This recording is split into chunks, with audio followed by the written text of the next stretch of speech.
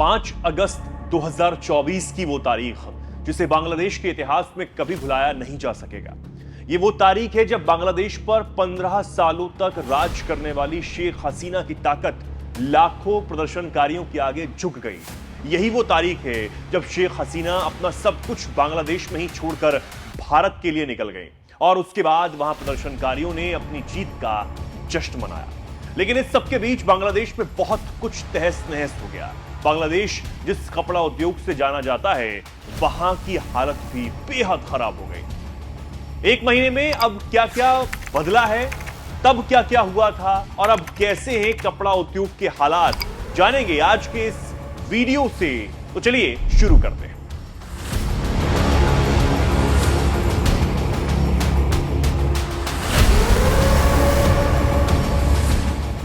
नमस्कार, बहुत स्वागत है। आप देख रहे हैं एनएमएफ न्यूज और मैं हूं आपके साथ चेतन पाठक। बांग्लादेश के कपड़ा उद्योग की बात आज हम खास तौर पर इसलिए भी कर रहे हैं क्योंकि इसकी ख्याति दुनिया भर में रही है। चीन के बाद बांग्लादेश कपड़ों का दूसरा सबसे बड़ा निर्यातक है।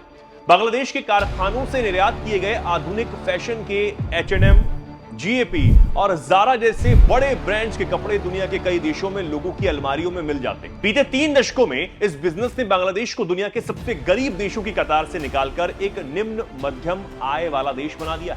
देश में हफ्तों चले विरोध प्रदर्शनों के बाद अगस्त महीने में हुए प्रदर्शनों के दौरान कम से कम 4 कपड़ा फैक्ट्रियों में आग लगा दी गई थी। देश में 2 महीनों तक प्रदर्शन, कर्फ्यू और हिंसा देखी गई। इस अशांति ने न केवल कारखानों के संचालन को बाधित किया बल्कि इससे गंभीर आर्थिक नुकसान भी हुआ। Bangladesh garment manufacturers and exporters association ने हाल ही में वित्तीय घाटे की रिपोर्ट जारी की, जिसमें बंद और संचार व्यवस्था बाधित होने के कारण 6,400 करोड़ टका यानी लगभग 4,500 करोड़ रुपए के नुकसान का अनुमान जताया। Bangladesh garment manufacturers and exporters association के मुताबिक बांग्लादेश के कपड़े के लगभग 3,000 छोटे बड़े कारखानों में से लगभग 800 से 900 पिछले साल से बंद हो चुके हैं। बड़े कारखाने तो बच गए, लेकिन छोटे और मध्यम स्तर के कारखानों को खामियाजा भुगतना पड़ा। अब लगा कि बांग्लादेश के हालातों में सुधार शुरू होगा, खासकर कपड़ा उद्योग में फिर से तेजी आएगी। नोबेल पुरस्कार विजेता मोहम्मद यूनिस के नेतृत्व में बनी अंतरिम सरकार का गठन हो गया। बांग्लादेश में हालांकि प्रोडक्शन इकाइयों ने फिर से काम करना शुरू कर दिया और बकाया ऑर्डर्स को पूरा करने के लिए कर्मचारी अतिरिक्त काम भी कर रहे हैं। लेकिन इस सब के बावजूद वेस्टर्न कपड़े बनाने वाली और फुटवेयर कंपनियों ने बांग्लादेश को नए ऑर्डर देना बंद कर दिया है। इससे बड़ा संकट बांग्लादेश के सामने खड़ा है। बांग्लादेश को ऑर्डर न मिलने का असर भारत के कपड़ा उद्योग पर भी पड़ रहा है। भारत का कपड़ा उद्योग बांग्लादेश को कच्चे माल और दूसरी जरूरी चीजों की आपूर्ति करता है।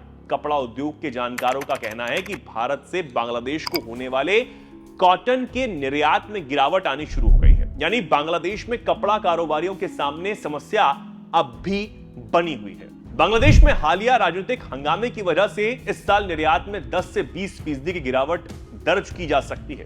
यह कोई छोटी गिरावट नहीं है, जबकि बांग्लादेश को निर्यात से होने वाली कमाई का 80% हिस्सा फास्ट फैशन एक्सपोर्ट से ही आता है। यहां तक कि बांग्लादेश में हुई हालिया घटना से कई महीने पहले से ही देश की अर्थव्यवस्था और इसके कपड़ा उद्योग की स्थिति अच्छी नहीं थी।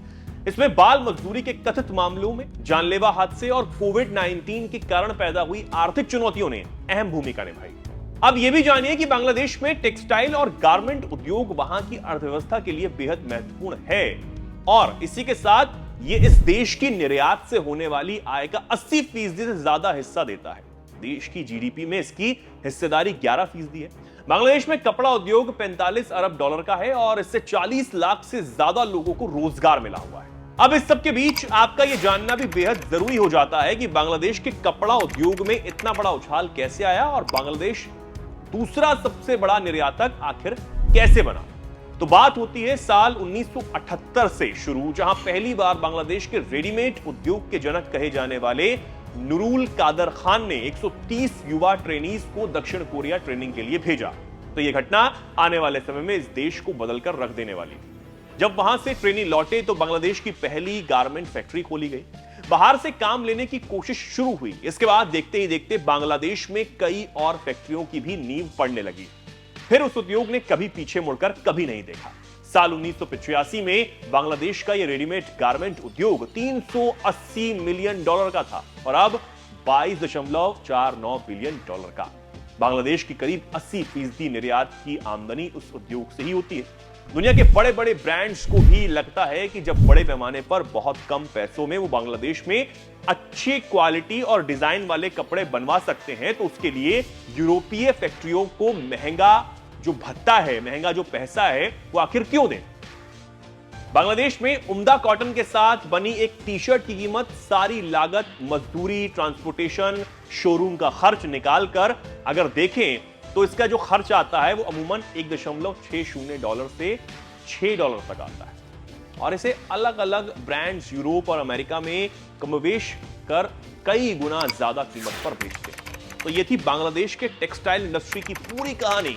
ये कहानी और ये सारी चीजें ये आपको कैसी लगी, इस पर आपकी राय क्या है? क्या कुछ आप कहना चाहते हैं? हमें कमेंट सेक्शन में जरूर बताएं। धन्यवाद।